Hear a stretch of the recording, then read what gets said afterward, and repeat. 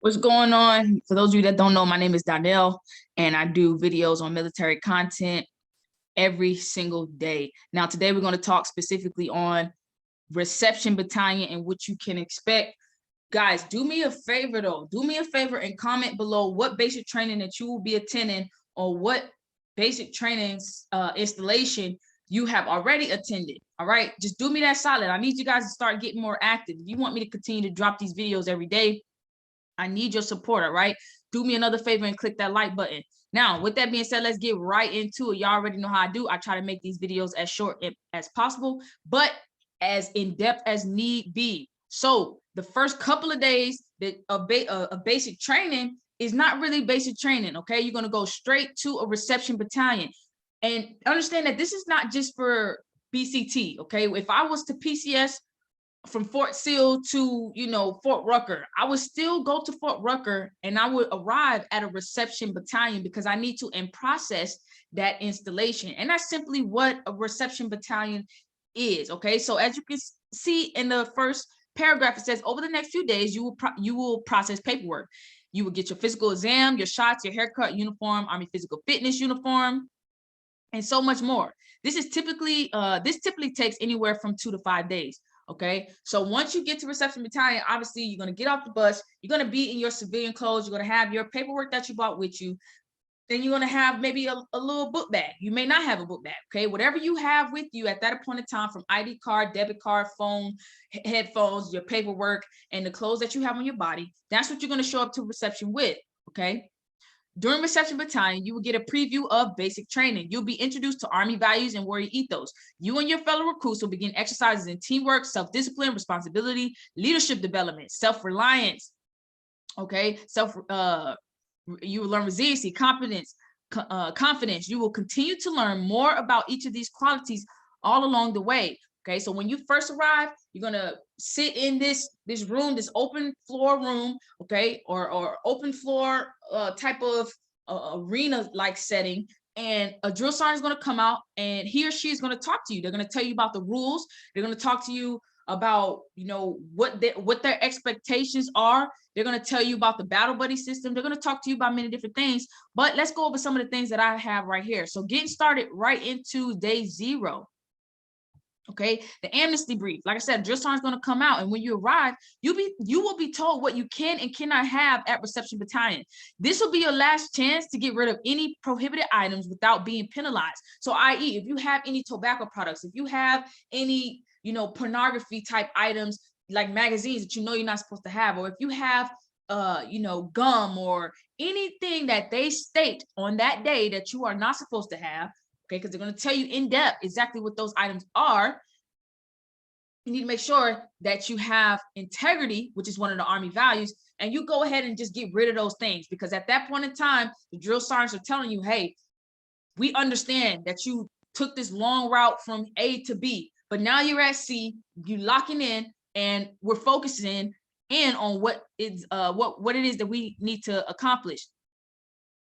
Military record keeping. Okay, with the paperwork you brought with you, you'll step up into the medical, financial, and personal records, or you're set up the medical, financial, and personal records that will last for your entire military career.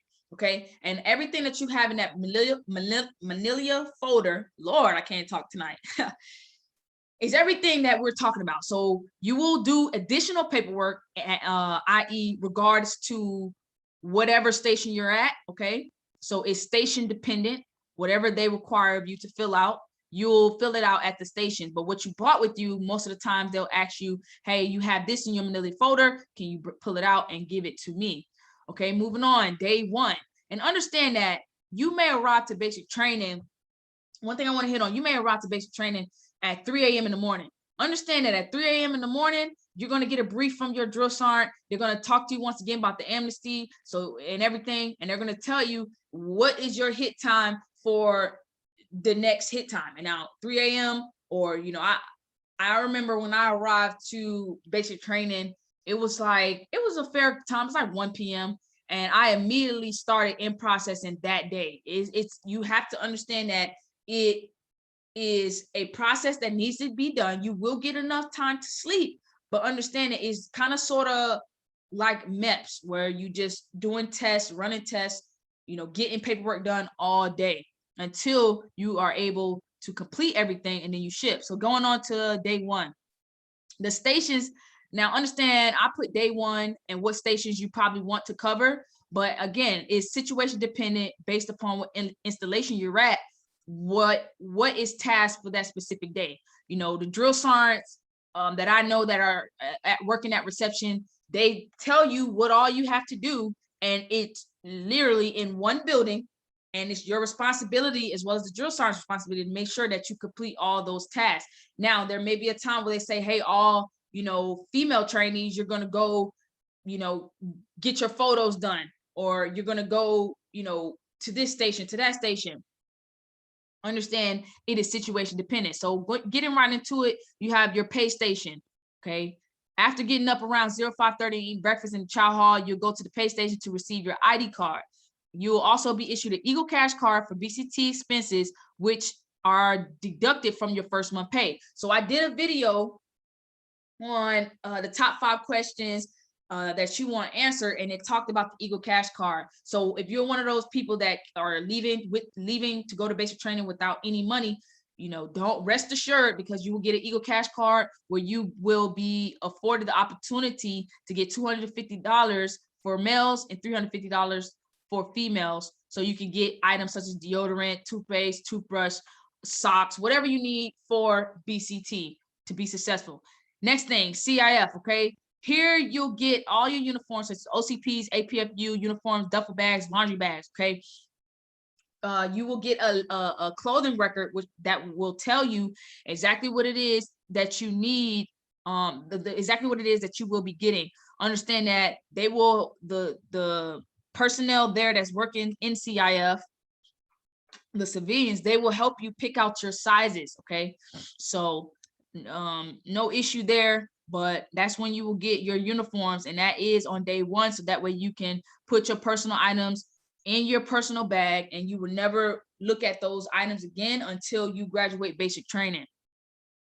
Or situation dependent, i.e. if there's an emergency leave and you have to go home, you will most likely be in your civilians. But that's, you know, your drill sergeant will cover that if that happens to be you. Medical exam, same thing. You go through a general medical exam that includes a blood test. You know, females will get the pregnancy test on day 1 and the regular blood test on day 2. Briefings, understand that you will be briefed on your GI Bill, your life insurance, reserve component. Personnel will get briefed from the reserve component. You know, National Guard, you will get briefed, okay? You'll also have a moment of truth in the briefing, in which you will need to disclose any obligations you haven't dealt with. All right, moving on. Post-exchange, if you don't have any items you need for BCT, and this is where the Eagle Cash card comes in, you'll be able to buy them there. During in processing, your feet will be evaluated for the proper type of running shoe. So you will get your PT shoes at the post-exchange, and you'll be able to also purchase any items you need for BCT. So that's typically what a day one looks like. It's very pertinent. As you can see, everything that you do on day one is going to really help you be successful in basic training. And there are things that there are necessities that you need in order to move forward. Moving on to day 2, it kind of get more, not lenient, but it get more so into your vaccinations. All right. And these are all the shots that you will get. Moving on to the vision and dental exam. Again, I want to talk, I mean, dental and vision is pretty self-explanatory, but I want to hit on key factors, all right? So I don't want to assault your guys' intelligence. You know how to read. So I'm just going to I'm verbally speak on certain things that I want to talk about. So with vision, I wear glasses, so this is important. If you wear glasses and they're name brand glasses, i.e. you got Chanel glasses or Gucci glasses or whatever, or you have glasses that have a design on them, i.e. maybe pink and green, pink and yellow, whatever, understand that you will be issued military glasses. And those are the glasses that you wear throughout BCT. You will also be issued inserts for your gas mask, i.e. when you go to the gas chamber, and you will also be given inserts for your eye protection, okay? So your eye protection will have inserts so that you can insert them into the eye pro that you will need to wear throughout basic training, i.e. for the ranges or whatever type of training that calls for them, hand grenades and so forth. Okay, you will also be issued a protective mouth guard, which you'll use during certain BCT training exercises such as combatives. All right, Personal Affairs Division. Here you'll review your personal affairs and verify that everything is complete. All right, if anything remains unsolved by the time you get here, it can be a real showstopper. So make sure you settle your affairs before you get to Reception Battalion. All right, and they'll brief you in depth on exactly what you need to be looking for as far as that department is concerned. A lot of you, it may not even be a factor, but still you want to make sure that all your paperwork is good. For example, I know I've had some trainees that they didn't have a security clearance, so they graduated, but they stayed like an extra 2 weeks until their security paperwork was cleared. So thank God we had a drill sergeant that actually was her MOS, and she was able to work some things out as far as getting that training squared away. But you know, you want to make sure that if your MOS calls for security clearance, you need to make sure that your recruiter has that ready to go for you. All right. Or if you're coming from a different country, make sure your paperwork is legit. All right. Because I don't know how, but when I was at Bragg, I had a soldier and he didn't have his citizenship. He was, in the United States Army, and he didn't have his citizenship, and we had to work to get that fixed for him. So you guys need to make sure your paperwork is straight. Moving on to day 3. I already talked about eyeglasses. Insert lenses provided, exactly what I just stated. Okay, if you need glasses, they'll be issued to you at a date during BCT. You'll receive 2 pairs of glasses plus insert lenses for your protective mask. I spoke on that. Photos, yearbook, BCT video, and ring. Okay, you'll be photographed in military uniform for the yearbook. This is a station. Okay, so this is a station where you just take a regular photo, and at the end of BCT you'll be able to purchase your yearbook or individual photos or whatever you want with your picture on it for yourself or your family members, and that is a station. Days 4 through 5 is kind of like last minute stuff, i.e. stuff that you would kind of like hit on, like, okay, this is the last day and I only need to do dental, or I only need to do this or that. You want to make sure that you're knocking out everything within the first day or second day. Obviously, situation dependent, you might get sick, or I don't know, things might happen and you need to go to sick call, and that's understandable. But you want to kind of get as much as you can done and ask your drill sergeant, if you can, hey, drill sergeant, can I knock as much as I can and then go to afternoon sick call? That is a thing. Okay, you can sick call or going to the medical training facility. If something is wrong with you and you feel as though you need to seek medical attention, understand that there's no set time. You don't have to wait until 05 to go. You notify drill sergeant as soon as possible, i.e. life limit eyesight type situations, or you was walking and you tripped on a rock and I don't know, anything. Just understand that you can go to sick call. Obviously, there is a cutoff time, but I'm just saying you might want to do as much as you can. And if you can, go to the afternoon sick call, so that way you at least got majority of the stuff done in the morning, and then at 1300 you could possibly go get medical attention. And that's just a situation, guys. I'm just throwing it out there just in case you might want to ask, well, what if I go to sick call? Then do I miss being shipped out to basic training?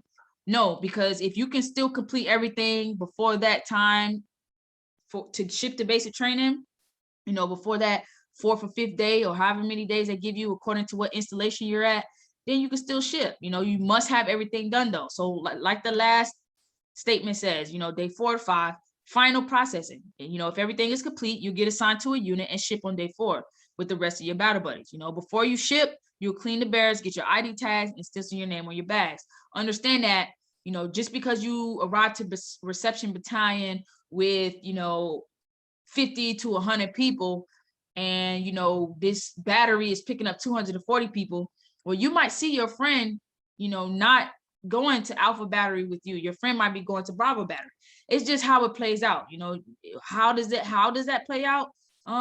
Maybe your friend didn't finish everything, or maybe your friend came at a time frame that was a cutoff for your battery. And I know this is me going, you know, a little bit further in depth in the video, but I'm just letting you know so you won't be surprised, because you do meet people in Reception Battalion, and you do become close with a lot of people, you know, during that time. Now, one thing I want to talk about, two things I want to hit on. I probably should have said this in the beginning, because I know people's attention span is kind of better within the first 2 minutes of the video. But if you stay to the end, please like this video and subscribe. The next two things that I want to talk about is phone calls, or your phones. Now, in reception, you will get a brief on your phones, i.e. they would tell you, hey, this is the time to let your family know that you've made it safe, or whatever the case may be. Here is your, you can have an address for Reception Battalion. That is totally fine. They will tell you what your address is for Reception Battalion so you can receive letters, but your phone will be put away. Okay, your phone will be put away. You won't be allowed to use your phone in reception. Now, another thing that I want to talk about is the Battle Buddy system. You will get briefed on the Battle Buddy system as soon as you arrive to basic training. Like as soon as you get off that bus, and after this Amnesty brief, you probably will get another brief specifically on Battle Buddies. You have to have a Battle Buddy everywhere you go. And the Battle Buddy team is 2 females, 1 male, 2 males, 1 female, or a male and a male, a female and a female.